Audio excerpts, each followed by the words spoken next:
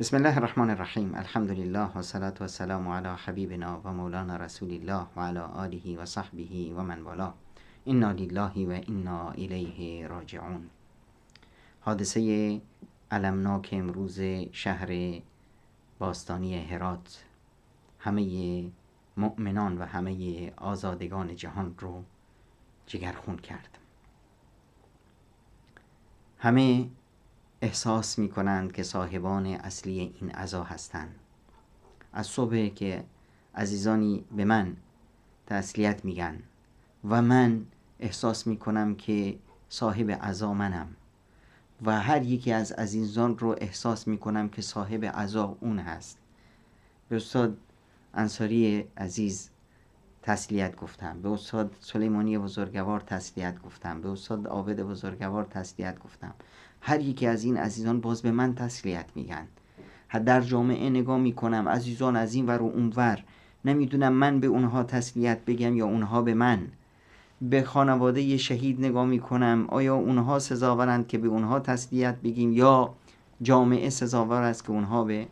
این ویژگی این عزیز بزرگوارمون هست که همه احساس میکنند که مال اونند و او مال اونهاست. و عجیب جایگاهی این مرد داشت که خداوند متعال اون رو به رتبه شهدا رسون و به مکرمت جایگاه اون 50 نفر دیگر رو همین مقام معظم شهادت رو نصیب میکنه.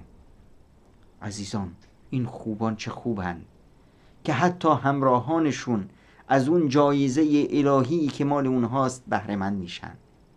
100 نفر دیگه زخمی میشن، 100 نفر دیگه طعم شهادت رو میچشن و شهیدان زنده باقی میمونند یادگار این صحنه تا به جامعه و به شریعت و اطرافیان این حکایت رو برسونند. مردم با دیدن اینها این صحنه رو بیاد داشته باشند و این عهد و پیمانی رو که امروز و فردا ما با خون این شهید و روی قبر این شهید و سایر شهیدان میبندیم که راهشون رو ادامه بدیم و دمار هرچه نطفه های نجس ابو لؤلؤ مجوسی و ابن ملجم مرادیست رو از صحنه روزگار حذف کنیم. این نطفه های پلیدی که جامعه و عزت و کرامت اسلام رو خدشه‌دار کردن. عزیزان ما در یک مرحله بسیار حساس تاریخی قرار داریم. در این مرحله عزت و شموخ اسلام در حال رشد و پایداری است. بعد از 1 قرن ذلت و خواری اولین بار هست که ما میتونیم سرمون رو بلند بگیریم. اما این کوردلان میخوان که خنجر بزنن به این عزت و شموخ اسلام. نگذاریم که این بزدلان حقود که وحشت فراشون گرفته، این جنایت امروز بیانگر نهایت بزدلی و ترس و واهمه این هاست از باز آمدن اسلام، از عزت و کرامت اسلام که در حال رشد هست در جامعه بشری. چهره دنیا داره عوض میشه. کمونیسم به خاک و خون کشیده شد و اروپا داره زجر این همه ظلم و ستمی کرده تقاصش رو داره پس میده. آمریکا هم داره در منجلاب ظلم و ستم خودش غرق میشه. بار دیگر خورشید اسلام در حال طلوع هست و ما اجازه نخواهیم داد که این خفاشان آتش پرست بار دیگه بتونند عزت و شموخ اسلام رو زیر پا نگه دارن. نه، الان تمام جوانان، تمام عزیزان، تمام بزرگان، تمام مردان و زنان باید به این شهیدان و به خانواده های اینها برسونیم که ما فرزندان شما هستیم، ما در کنار شما هستیم و ما راه این شهیدان رو ادامه خواهیم داد. راه پر عزت و کرامتی که نهایتش این جایزه بزرگ الهی است، جایزه شهادت. وقتی ما لایق این جایزه خواهیم بود که انتقام این خونها رو بگیریم.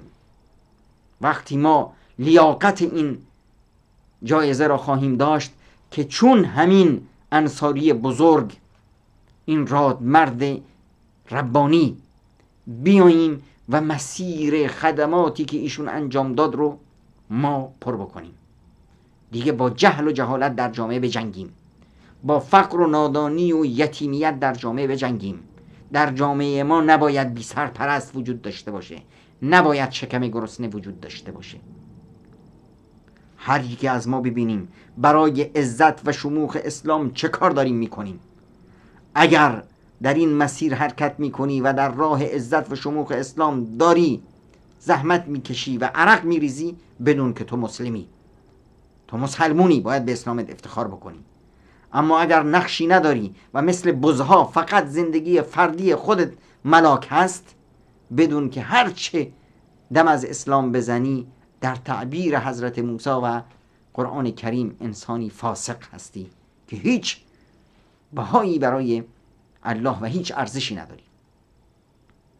این خونها ریخته شد تا ما مسیر رو درست انتخاب بکنیم، تا بدونیم که دشمن از چه کارهایی وحشت داره. دشمن بزدلی که میاد این تعداد بزرگ انسانها رو در یک جا تکه و پاره میکنه، از چه هراس داره؟ از کار و سلوک و رفتار این آقایون، از مرام و اهداف بزرگی که اینها علم برداری اون هستن.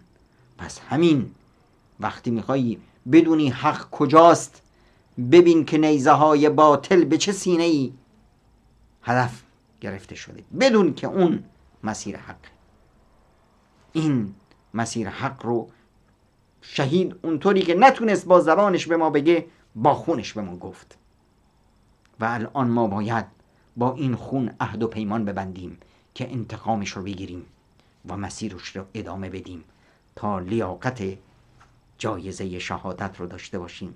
و چون امروز که اون پیامبرش و پیامبران اولوالعزم و انبیا و صحابه رسول اکرم صلی الله علیه وسلم و مادران مؤمنان رو به آغوش میگیره، ما هم فردا اونها رو به آغوش بگیریم. امروز انصاری وقتی مادر مؤمنان عایشه صدیقه رو میبینه، وقتی که صحابه رسول اکرم صلی الله علیه وسلم رو میبینه، وقتی پیامبرش رو به آغوش میکشه، میتونه تو چشمای اونها نگاه کنه، میگه من از حرمت شما، از عزت شما، از دینی که شما علم بردار اون بودید دفاع کردم و جایزه شهادت رو کسب کردم. فردا ما باید همین جرأت رو داشته باشیم که بتونیم در چشمان پیامبر نگاه بکنیم، بتونیم جلوی پیامبر و صحابه و یارانش سرمون رو بالا بگیریم. برای اون روز، برای فردا خودمون رو بسازیم. این دنیا جای گذر است، برای کسی نخواهد موند و ما در این دنیا نخواهیم بود. برای فردامون توشه بگیریم، فردایی که بتونیم در اون سرمون رو بالا بگیریم. الهی بار الها این شهیدان ما رو در پیشگاه خودت قبول بگردان و ما رو با پیامبران و صالحان و نیکان و شهیدان در زیر عرش رحمان در روز قیامت محشور بگردان. الهی